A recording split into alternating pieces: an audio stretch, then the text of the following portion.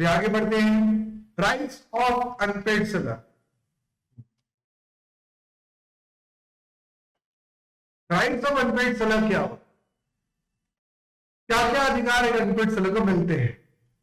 Sold goods for rupees 1,00,000, 10 goods, goods बेच रहे हैं, अभी तक पहुंचा नहीं है, बी क्लियर, रास्ते में है, पूरा वहां तक नहीं गई, ध्यान में रखिएगा। फिर क्या उसने प्राइस पे की? नहीं, तो ये अनपेड सेलर हुआ। चलिए, the unpaid seller right section 46 subject to the provision of the act and any other law for a time period in force, notwithstanding that property in goods may be passed to the buyer. The unpaid seller of the goods as such has implication of law. मतलब section 46 बहुत clear cut बात करता है।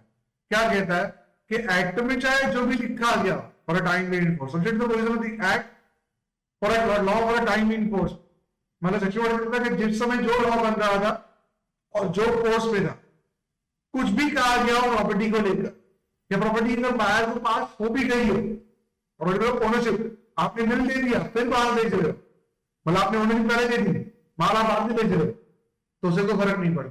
Point is that the unpaid seller of the goods as such by implication of law, आप unpaid seller ही माने जाओ। तो ऐसा क्यों? बिल तो दे दिया बेटा, आपने बिल दे दिया, हमने आपको पैसे दिए नहीं दिए, मतलब आप अभी क्या माने जाओगे? Unpaid seller. भले आपने मालिक अधिकार बायर को दे दिए। देखते हैं, now is Lian of goods for price. Lian मतलब क्या होता है? What is Lian? मान लीजिए प्रोजेक्टर मेरा है, ठीक है, अब मैंने जनीशा को पैसे नहीं दिए तो ये प्रोजेक्टर लेके गए, कैसा हो सकता है?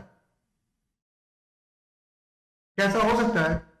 तो क्या राइट ऑफ लियान मिलेगा? मैंने पहले भी राइट ऑफ लियान को लेकर एक्सप्लेनेशन दिया हो। राइट ऑफ लियान तब मिलता है जब मेरा गुड्स आपके पास पड़ा। मान लो कि रिपेयरिंग के लिए लेके गई थी, मैंने रिपेयरिंग के पैसे नहीं दिए जनीशा, क्या वो राइट ऑफ लियान एक्सरसाइज कर सकती है? हाँ, क्योंकि उसके पास लॉफुली गुड्स का पोजीशन आया। पर ये मेरे क्लास में आई, चोरी करके क्लास प्रोजेक्टर गए और फिर बोलती है तो पैसा नहीं आएगा, मैं नहीं दूंगा। बोल जनीशा, क्या राइट ऑफ लियान मिलेगा? नहीं मिलेगा। तो राइट ऑफ लियान कब मिलता है? जब लॉफुली पोजीशन आ। तो he is Lian of goods for the price when he is position of them. अगर ये गुड्स ऑलरेडी इसके पास पहुंच चुके हैं तो क्या राइट ऑफ लियान मिलेगा? नहीं। अगर ये गुड्स इसके पास पड़े हैं तो क्या राइट ऑफ लियान मिलेगा? हाँ। तो अगर ये रास्ते में है तो भी हाँ, जो अभी पोजीशन इसके हाथ में है। अगर शिप में इसका एजेंट बैठा या अभी तक बायर या बायर के एजेंट तक माल पहुंचा नहीं, बात समझ में आई? आप भी समझो मेरी बात, समझ, मैं सिंपल सा पॉइंट कर देता हूं, आपको सिंपल कर देता। अगर गुड्स इसके पास पड़े हैं तो राइट ऑफ लियान एक्सरसाइज कर सकते। अगर इसने शिप में चढ़ा दिया है और शिप में इसका एजेंट बैठा है तो भी ये राइट ऑफ लियान एक्सरसाइज कर सकता। पर शिप में माल चढ़ा दिया है बराबर, और शिप में किसी का भी एजेंट नहीं है तो ये राइट ऑफ लियान एक्सरसाइज नहीं कर सकता। ये right of stoppage in transit exercise कर सकता। तो एक ही बात याद रखिएगा, सेलर के पास पोजीशन हो तो ये राइट ऑफ लियान एक्सरसाइज हो सकता है, और वो दो ही तरीके से हो सकता है। पहला, गुड्स अक्षय कुमार के पास तो गुड्स अपने पास रख सकता है जब तक पेमेंट ना मिले। दूसरा, अगर गुड्स शिप में चढ़ चुका है तो शिप में अक्षय कुमार का एजेंट होना चाहिए। मतलब क्या, अभी सेलर के पास पोजीशन है तो वो राइट ऑफ लियान एक्सरसाइज कर सकते। Any doubts? नेक्स्ट, अब परेश रावल इंसॉल्वेंट डिक्लेयर हो गया, करेक्ट? अगर परेश रावल इंसॉल्वेंट डिक्लेयर हो गया तो अक्षय कुमार दूसरा अधिकार यूटिलाइज कर सकता है, it is right of stoppage in transit. In case the insolvency of buyer, अगर बायर इंसॉल्वेंट हुआ, his right of stopping the goods in transit after his party in position of, मतलब क्या होता है, अगर मान लो इसका गुड्स इसके पास पड़ा होता तो राइट ऑफ लियान एक्सरसाइज करता। अगर इसने गुड्स शिप में चढ़ा दिया है और इसमें किसी का एजेंट नहीं है, किसी का भी एजेंट नहीं है, तो अगर बायर इंसॉल्वेंट डिक्लेयर हुआ तो ये शिप वाले को बोला भैया शिप घुमा दो, लेके आओ वापस, बाहर तो मत देना। करेक्ट। तो बेटा वो बोलेगा नहीं भाई हमारा दूसरों का ही माल है, उसको तो पहुंचाने दो। तो बोले ठीक है बाहर तो माल मत पहुंचाना, मैं फोन करूं किसी और को दे देना, पर बाहर को मत देना। So he can exercise right of stoppage in transit. वो रस्ते में माल रोक सकता है only when buyer is declared stall. Got it. तो दो अधिकार उसको मिल गए। तीसरी बात, हिज राइट टू रीसेल। बोलो तीसरा अधिकार नहीं हो तो पहले तो अधिकार हो क्या करेंगे, चाहेगा नहीं। एग्जाम्पल लो, सामने ने पैसे नहीं दिए, ठीक है, आपने राइट ऑफ लिया एक्सरसाइज कर लिया, पर आपको बेचने का अधिकार नहीं है, आप रीसेल नहीं कर सकते, बस आप वेट करोगे बायर पेमेंट कर, और बायर पेमेंट ना करे बड़े बुक्स खराब हो जाए, आपका फिर से बेचने का अधिकार नहीं है। क्या करोगे, कम भाव में बेची दोगे ना। या हमने रास्ते माल रुकवा दिया, वापस बोला शिप मोड़ा ले, और उसने शिप मोड़ा भी नहीं, फिर हमने माल अपने पास रख भी लिया, आपका राइट ऑफ रीसेल नहीं है, क्या करोगे, बस होने पड़े रहने दो, खराब होने दो, चलेगा। मतलब अगर जब तक तीसरा अधिकार नहीं है बाकी दो अधिकार बेकार है। Getting my point. तो पहला अधिकार क्या है, अगर आपका माल पड़ा हो आप राइट ऑफ लिया एक्सेस कर सकते हो, आप निवास रख सकते हो। अगर फॉर एग्जाम्पल इंस्ट्रूमेंट क्लियर हो गया तो